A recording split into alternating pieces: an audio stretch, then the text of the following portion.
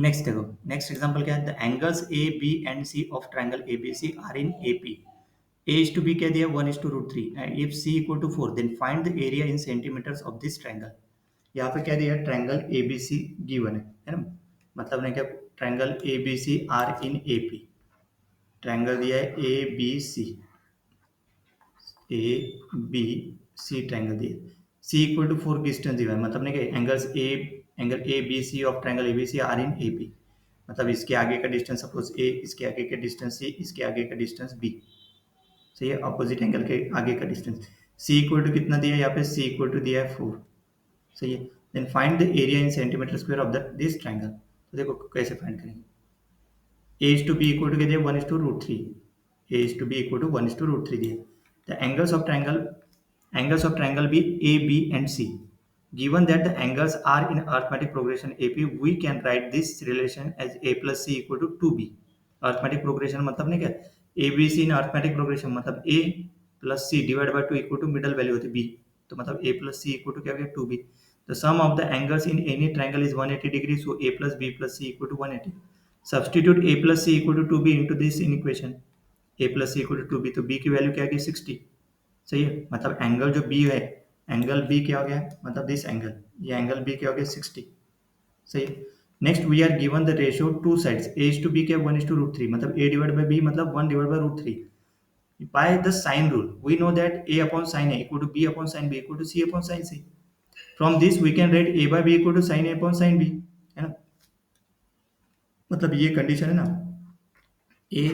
Upon sine A equal to B upon sine B, so A by B equal to क्या हो जाएगा, sine A upon sine B, सही है। तो मतलब ये ए बाय बी क्या दिया है, 1/√3,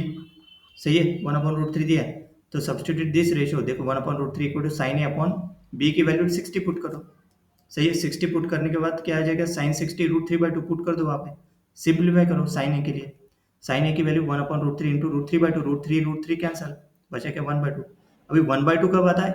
the angle A in a triangle A can be 30 और 150, ए कैन बी 30 और 150 इन ट्रायंगल। सो देखो let us check, A equal to 30 put करेंगे, तो 30 पुट करेंगे तो क्या आएगा, A equal to 30, B equal to 60, मतलब इसी क्या हो जाएगा,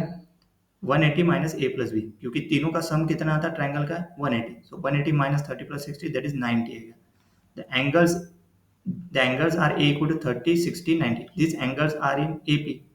common difference is 30, this is a valid set of angles for the triangle। अगर a equal to 50 लिया, फर्स्ट केस वैलिड है, second case a equal to 150 लिया, a equal to 150 मतलब b equal to 60, a plus b क्या हो जाएगा, 150 plus 60 210, मतलब since the sum of two angles is already greater than 180 this case is not possible, मतलब only इस यहाँ पे नहीं, वन कौन सा है, ये जो केस लिखा है यहाँ पे, यानी ये ओनली 30 के लिए, ओके, ये 150 यही से कट कर दो, केस टू चेक करने की जरूरत ही नहीं फिर, ओके। देखो इधर देखो, therefore the angles of triangle क्या होगी, ए 30 बी 60 सी 90, मतलब 9 राइट एंगल ट्रायंगल है, तो we are given that C equal to 4,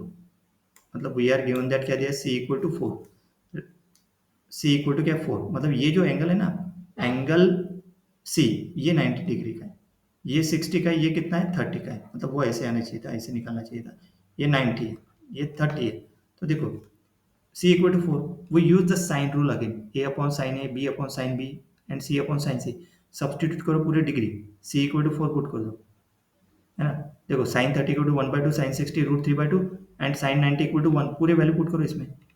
a upon 1/2 equal to b upon √3/2 and 4/1 मतलब 4। अभी इसकी वैल्यू a अपॉन 1/2 क्या हो गया, 2a that is equal to 4, तो a की वैल्यू क्या आ गई, मतलब a की वैल्यू क्या आ गई 2, है ना, मतलब a 1/2, मतलब इसकी a की वैल्यू कैसे निकाली, ये क्या है, this is a upon 1/2 that is equal to 4/1, इसके साथ कंपेयर करेंगे तो ये इधर गया तो क्या हो जाएगा, a इक्वल टू 4 इंटू 1/2, तो that is equal to 2। Similarly ये a आ गया 2, b √3/2 इक्वल टू 4, तो उधर गया तो 2 हो जाएगा, b क्या हो जाएगा 4 into √3/2 that is equal to 2√3।